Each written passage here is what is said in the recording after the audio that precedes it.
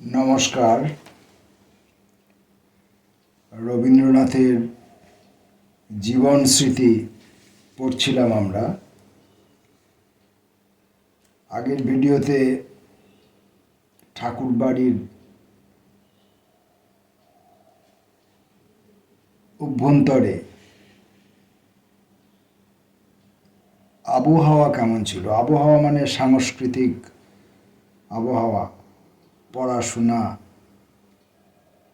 অভিনয়, গান, লেখালেখি ইত্যাদি বিষয়ক আবহাওয়া কেমন ছিল সেই সম্পর্কে বাড়ির আবহাওয়া এই শিরোনামে তিনি একটি পর্ব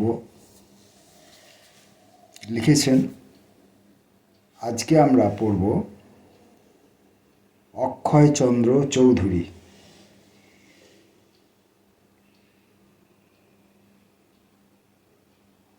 বাল্যকালে আমার কাব্যালোচনার মস্ত একজন অনুকূল সুহৃদ জুটিয়াছিল।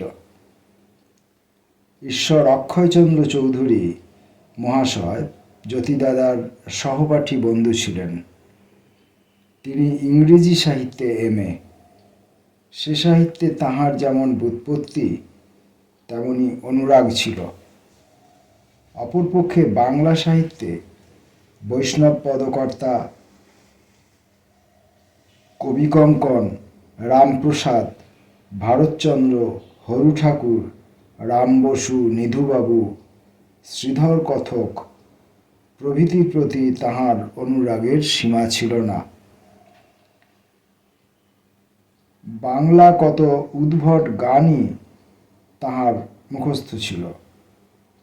সে গান সুরে বেসুরে যেমন করিয়া পারেন একেবারে মরিয়া হইয়া গাহিয়া যাইতেন। সে সম্বন্ধে শ্রোতারা আপত্তি করিলেও তাহার উৎসাহ অক্ষুণ্ণ থাকিত।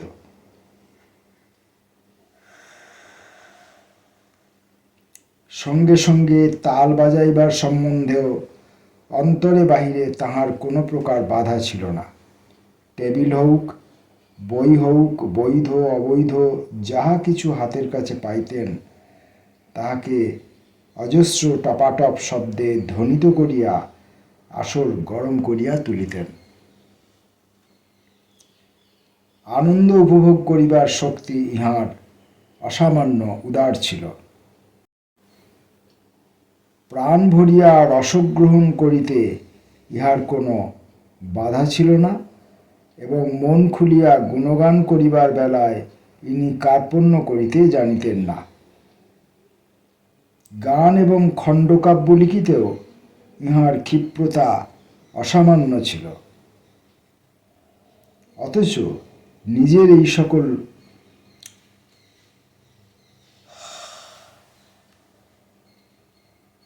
রচনা সম্বন্ধে তাহার লেশমাত্র মমত্ব ছিল না। কত ছিন্নপত্রে তাহার কত পেন্সিলের লেখা ছড়াছড়ি যাইত সেদিকে খেয়ালও করিতেন না। রচনা সম্বন্ধে তাহার ক্ষমতার যেমন প্রাচুর্য তেমনি ঔদাসীন্য ছিল।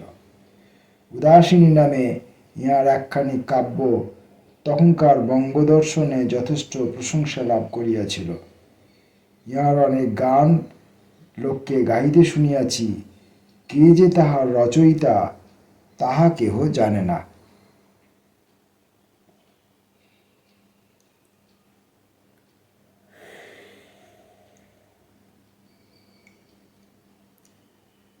সাহিত্য ভোগের অকৃত্রিম উৎসাহ সাহিত্যে পাণ্ডিত্যের চেয়ে অনেক বেশি দুর্লভ। অক্ষয়বাবুর সেই অপর্যাপ্ত উৎসাহ আমাদের সাহিত্য বোধ শক্তিকে সচেতন করিয়া তুলিত। সাহিত্যে যেমন তাঁর ঔদার্য, বন্ধুত্বেও তেমনি। অপরিচিত সভায় তিনি ডাঙায় তোলা মাছের মতো ছিলেন, কিন্তু পরিচিতদের মধ্যে তিনি বয়স ও বিদ্যাবুদ্ধির কোনো বাজ বিচার করিতেন না। বালকদের দলে তিনি বালক ছিলেন। দাদাদের সভা হইতে যখন অনেক রাত্রে বিদায় লইতেন তখন কতদিন আমি তাহাকে গ্রেপ্তার করিয়া আমাদের স্কুল ঘরে টানিয়া আনিয়াছি। সেখানেও রেডির তেলের মিটমিটে আলোতে আমাদের পরিবার টেবিলের উপর বসিয়া সভা জমাইয়া তুলিতে তাহার কোনো কুণ্ঠা ছিল না। এমনি করিয়া তাহার কাছে কত ইংরেজি কাব্যের উচ্ছ্বসিত ব্যাখ্যা শুনিয়াছি, তাহাকে লইয়া কত তর্ক বিতর্ক আলোচনা সমালোচনা করিয়াছি, নিজের লেখা তাহাকে কত শুনাইয়াছি, এবং সে লেখার মধ্যে যদি সামান্য কিছু গুণপনা থাকিত তবে তাহা লইয়া তাহার কাছে কত অপর্যাপ্ত প্রশংসা লাভ করিয়াছি।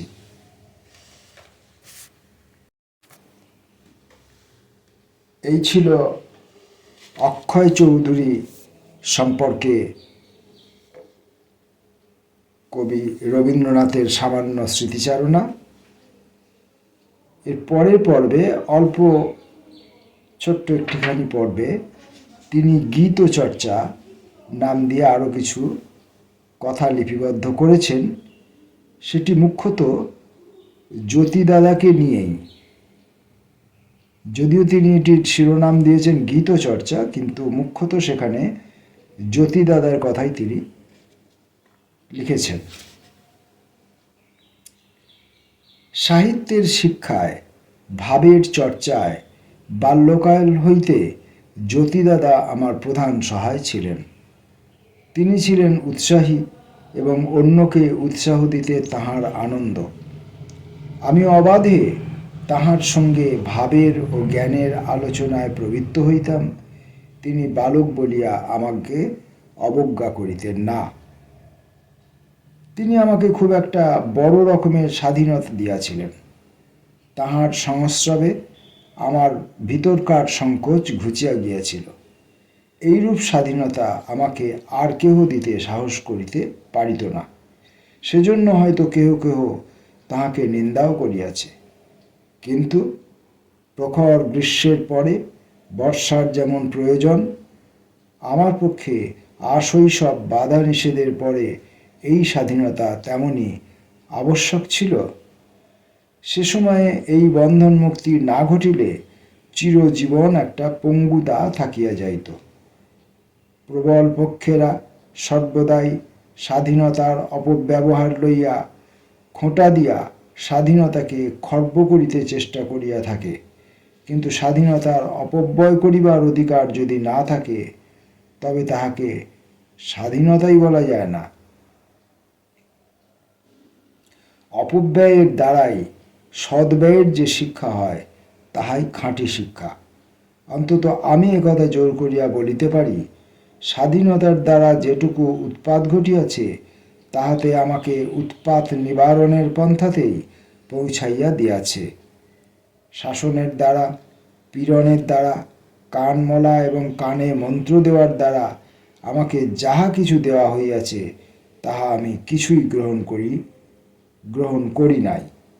যতক্ষণ আমি আপনার মধ্যে আপনি ছাড়া না পাইয়াছি ততক্ষণ নিষ্ফল বেদনা ছাড়া আর কিছুই আমি লাভ করিতে পারি নাই।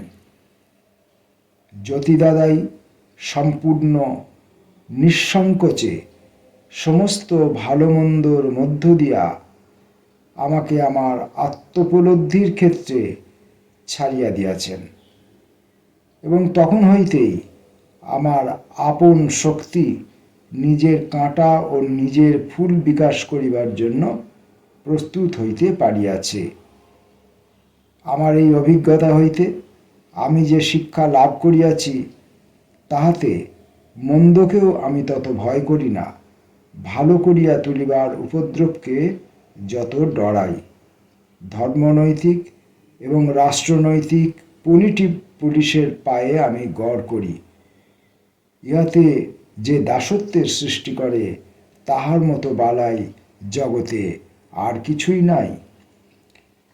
একসময়ে পিয়ানো বাজাইয়া জ্যোতিদাদা নূতন নূতন সুর সৃষ্টি করায় মাতিয়াছিলেন। প্রত্যহই তাহার অঙ্গুলি নৃত্যের সঙ্গে সঙ্গে সুরবর্ষণ হইতে থাকিত।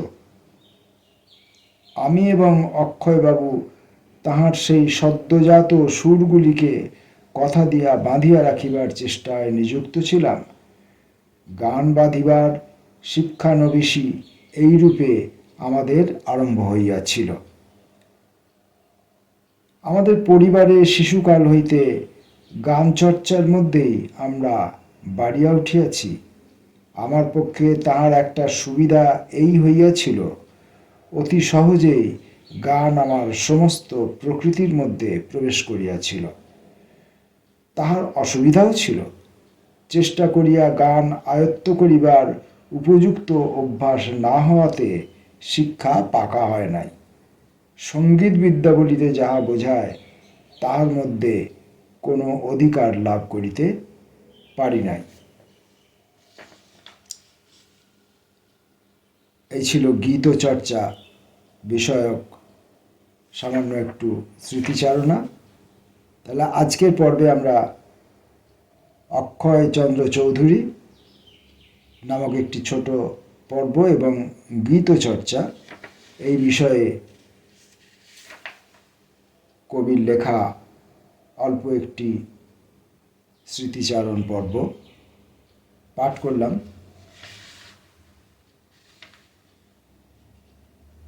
আবার পরের দিন পরবর্তী পর্বে আসব।